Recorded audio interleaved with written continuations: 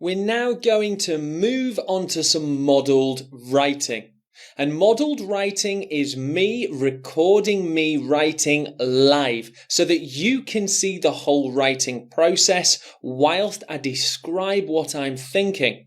The modelled writing in this lesson is going to be for some plans for former IELTS test questions. So in this lesson, you will see more examples of plans for Task-1 questions, and you will better understand the importance of a good plan and as well how to write one for yourself. Before we move on to taking a look at some of the questions and the modelled writing, I'd like to further describe why I feel that plans are highly important to you getting the best possible score in your writing Task-1 report. I'm going to do this by showing you an example of a plan written by an IELTS 7 Plus student. I'm going to read through this plan and see if I can understand what kind of data and visual information the student has seen. Let's take a look at the plan now. Let's begin by taking a look at the top of this student's plan. So we have Group 1 married women, Group 2 married men. So I know that the data must include both men and women married. Overview. Married women unpaid hours. Unpaid hours, I'm starting to think of work or employment. Married women unpaid hours increases with the children count, with the amount of children. Okay, so I'm still thinking of employment and people having children. And the next part, married men unpaid hours are almost the same and slightly decreases with 3 plus children. So I'm definitely starting to think that the data is showing something about work and children. And of course, underneath the plan, you can see my response. If you would like to pause the video and have another read, then please do. But I'm going to move on to taking a look at the data given to the student. We'll have a read through this question on the right now. The graph below shows the average hours of unpaid work per week for different categories of people. Summarize the information by selecting and reporting the main features and make comparisons where relevant. Let's take a quick look through the visual information and data for this question. So as always, start with the title, which is Unpaid Work Hours per Week. Just below that, in red, we have married women, and in black, we have married men. Along the y-axis is the amount of unpaid hours per week going from 0 to 60.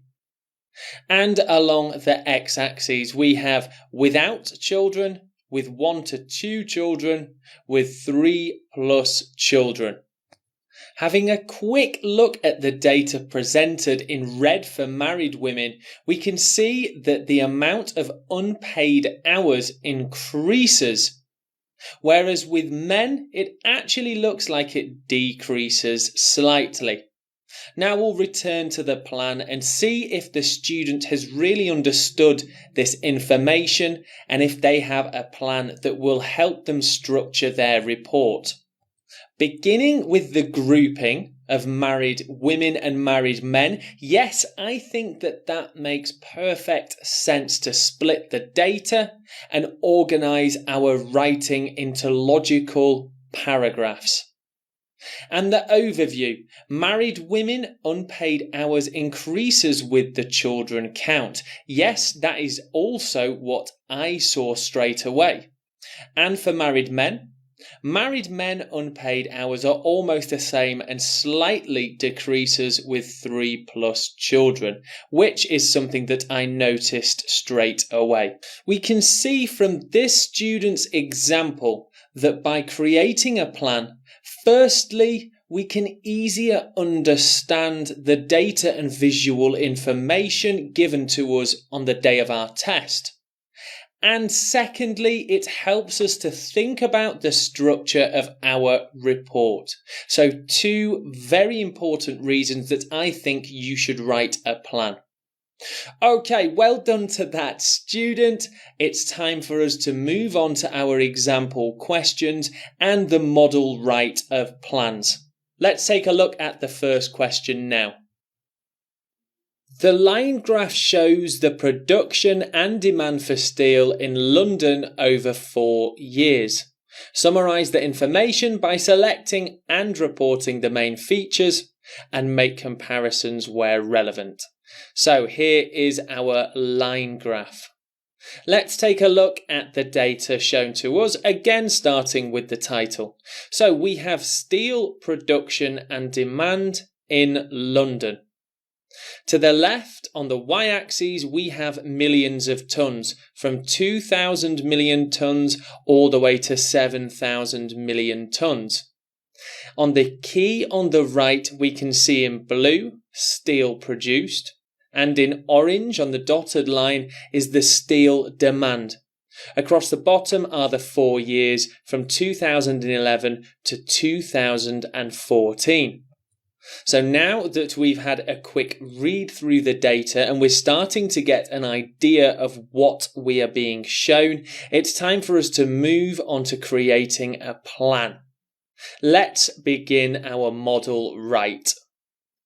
So the first thing we need to consider is splitting our data into 2 groups. Now straight away I can see we have steel produced and steel demand. Now would that make a good group for paragraph 3, paragraph 4?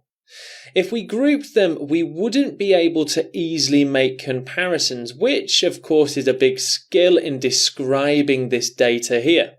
So I think the best thing for us to do is to split the groups by year. So in group 1, I can have, quite simply, 2011 to 2012. And in group 2, which will be my 4th paragraph of reported information, we will have 2013 to 2014.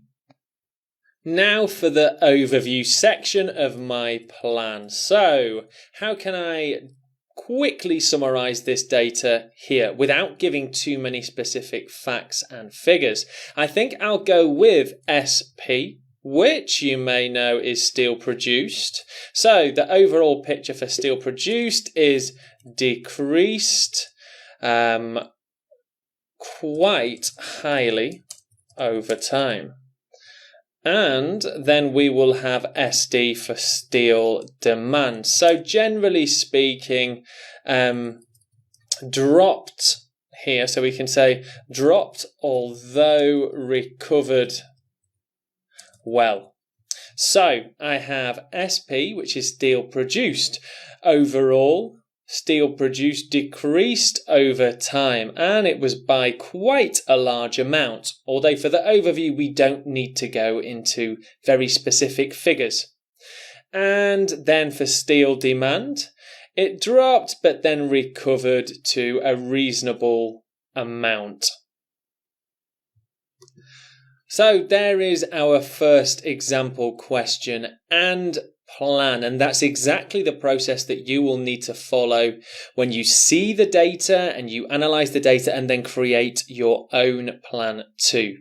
Let's take a look at one more task 1 example. Let's read through the question. The table below shows the percentages of population aged over 65 in 3 countries. Summarize the information by selecting and reporting the main features and make comparisons where relevant. Let's take a look at that table now. Okay, so we have 3 countries, Canada, Germany and the UK. And the 3 years are 1988, 2000 and 2025. So that is a predicted amount. The percentages are below, shown for 3 years for each country. Let's take a quick look at what happens in Canada. So, people aged over 65 in 1988 was around 16%. In 2000 it was 20. In 2025 or 2025 it was 26.35. So we can see every year this amount increases. In Germany we begin at 18. Then move to 25 and 30. So once again, this is a clear increase in the percentage of people over 65. In the UK, in 1988, we have 14%. And in 2000, it only increases very slightly, but it is still an increase. And in 2025, we have 20%. So everywhere there is an increase in people aged over 65.